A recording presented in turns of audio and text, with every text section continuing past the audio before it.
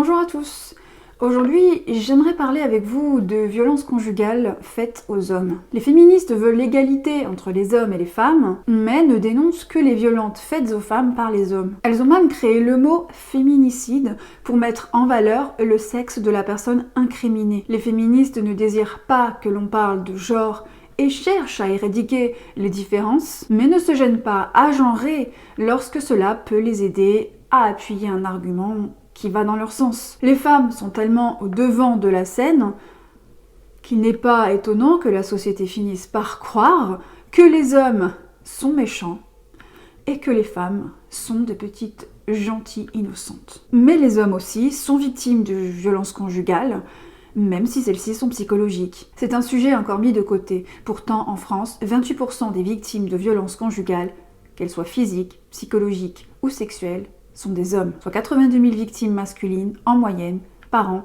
sur la période 2011-2018, selon une étude de l'INSEE de 2019. Les féministes ne sautent jamais sur une occasion pour dénoncer des violences faites aux hommes, et les médias se pressent de les passer sous silence. Si la société patriarcale est si oppressante que ça, pourquoi il n'y en a que pour les femmes ? Autrement dit, les hommes violentés représenteraient 35% des personnes subissant des violences de la part de leur conjoint. Les chiffres sont étonnants. En tout cas, en compilant ces données, en relisant les textes qui les présentent, j'ai été très surpris. Reste, aussi objectivement que possible, à essayer d'en comprendre le sens. Pour l'instant, les analyses qui s'intéressent aux hommes battus oscillent entre un populisme aigu, les hommes sont aussi battus que les femmes, et un misérabilisme sévère qui explique que les hommes battus n'existent pas, que seules les femmes subissent cette forme d'oppression domestique. Beaucoup de femmes profitent du statut de victime que la société leur prête, afin de pouvoir pousser leur manipulation à un extrême tel que elles portent plainte contre leur mari qu'elles violentent, et parviennent à les faire enfermer à leur place. La victime vue comme bourreau, pourtant, Thierry a été condamné par la justice. Sa femme a en effet porté plainte contre lui. Les rôles sont alors inversés. La victime devient le bourreau. Pour Catherine Lam, avocate spécialisée en droit de la famille, le piège se referme souvent sur les hommes violentés. Au terme d'une altercation extrêmement violente, il arrive que l'homme découvre que la femme a été déposée plainte avant lui. Donc s'il lui dépose plainte dans un deuxième temps, on a l'impression que c'est une plainte qui est une sorte de plainte réactionnelle en réponse, qu'il n'est pas le premier à avoir subi des violences. Sinon, il aurait déposé plainte avant. Et c'est sans compter que toute fausse accusation peut ruiner la vie d'un homme. Elle l'accuse de violence conjugale, puis se rétracte devant la juge. Un homme comparaissait ce mercredi devant le tribunal correctionnel pour des faits de violence sur sa conjointe. Mais durant l'audience, la victime a admis avoir tout inventé, ce qui n'a pas manqué de surprendre la juge et le procureur de la République. Et même si l'accusé n'a rien fait, il aura beau essayer de racheter son honneur, il n'est pas garanti qu'il gagne, si jamais il décidait d'entamer un procès pour diffamation, si bien que beaucoup d'hommes ne se donnent même plus la peine.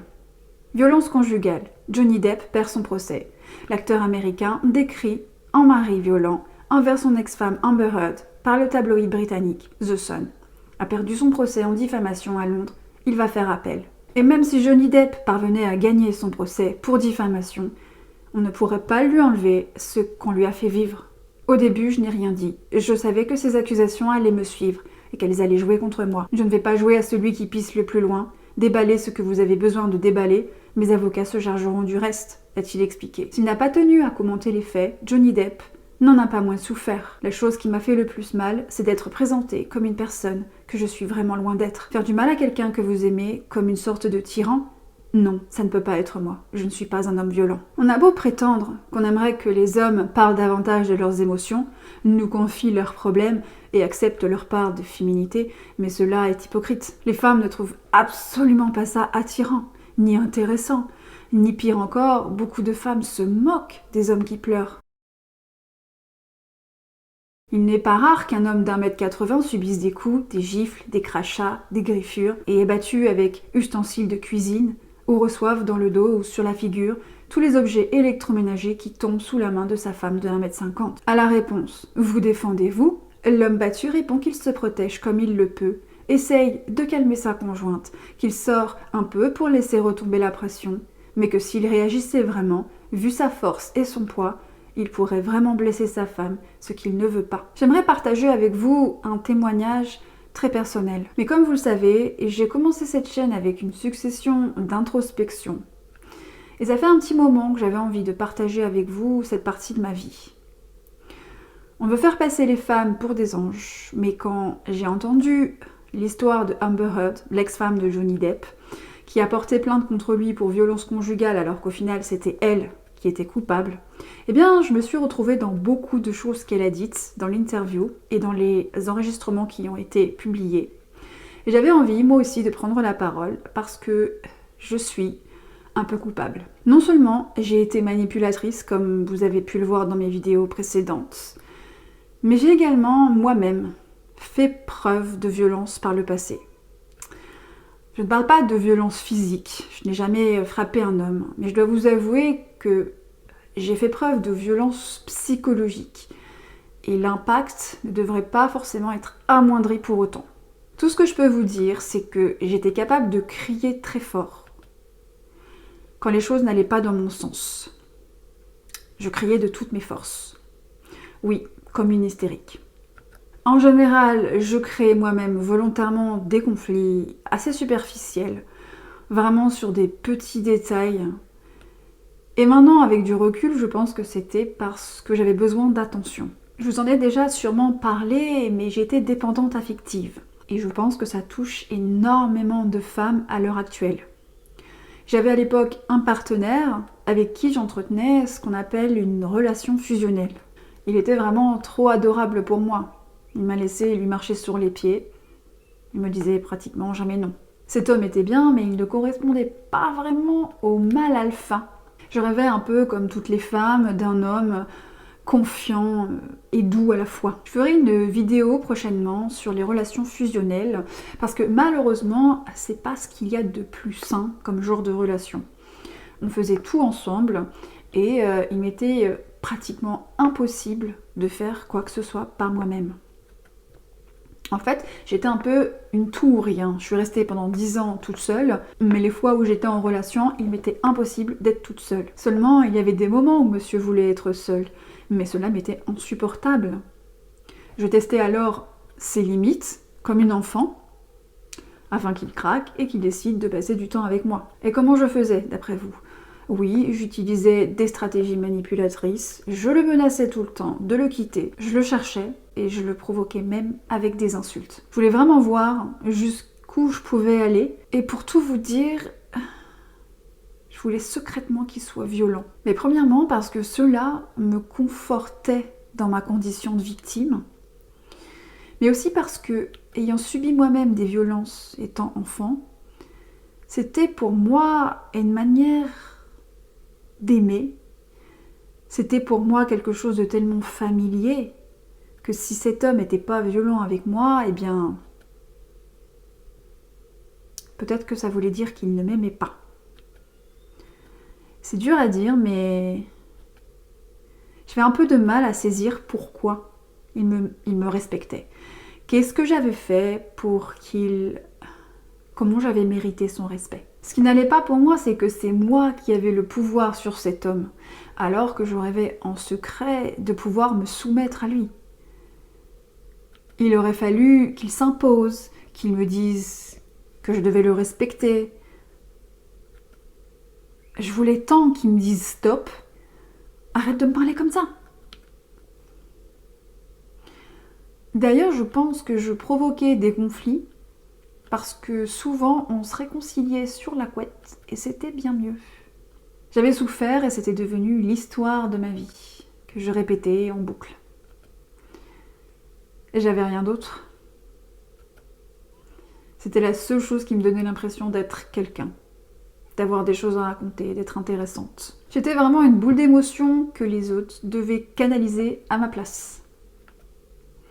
Mes souffrances justifiaient tous mes comportements, comme si j'étais immunisée de toute responsabilité. À la place d'assumer mes émotions, de les gérer, de prendre confiance en moi, je piquais des colères. Et d'ailleurs, je pensais que c'était ce qui me rendait spéciale. J'avais à mes yeux un fort caractère, j'étais quelqu'un qui se laissait pas faire. Puis c'était à la mode C'est d'ailleurs toujours à la mode de dire que les hommes adorent les chieuses. J'avais l'impression d'avoir du caractère et une personnalité. Je savais exprimer aussi régulièrement que possible à quel point je n'étais pas heureuse et à quel point ce n'était pas ma faute.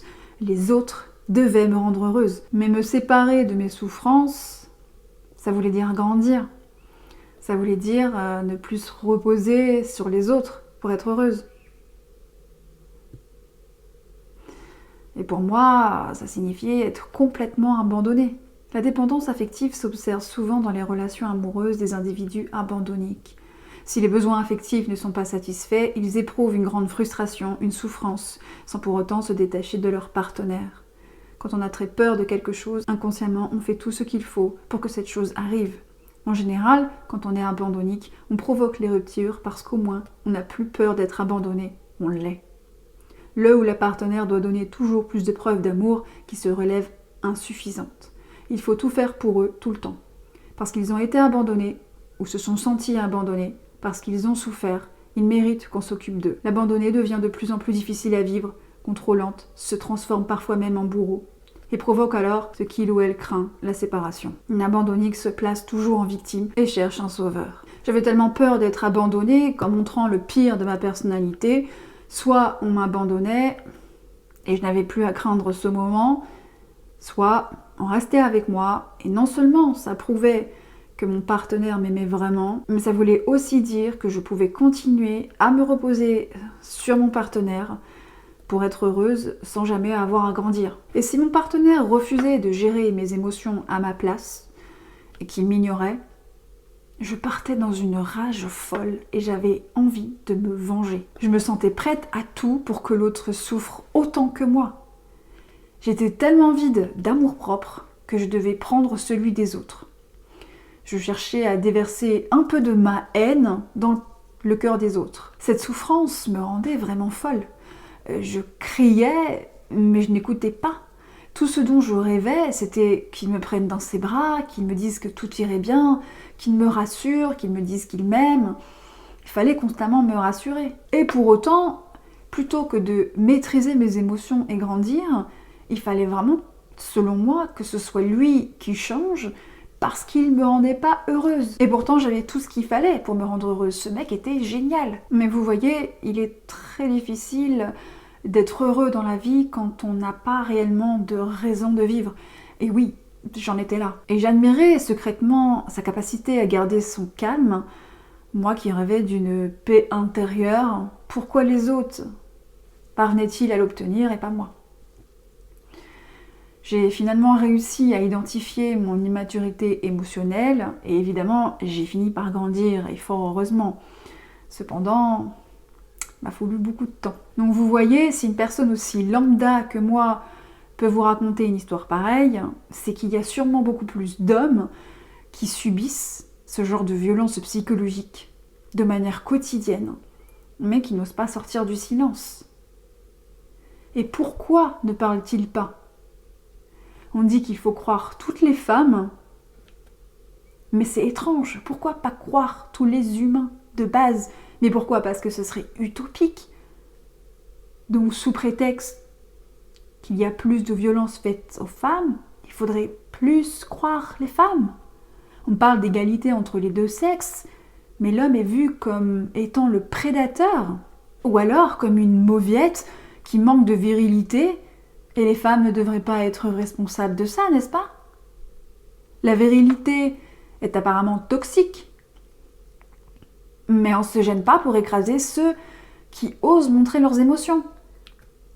Donc, vous voyez, il est temps de dénoncer cette hypocrisie. Je vous remercie d'avoir regardé cette vidéo jusqu'au bout. N'hésitez pas à partager, à commenter, à vous abonner. Je vous dis à bientôt.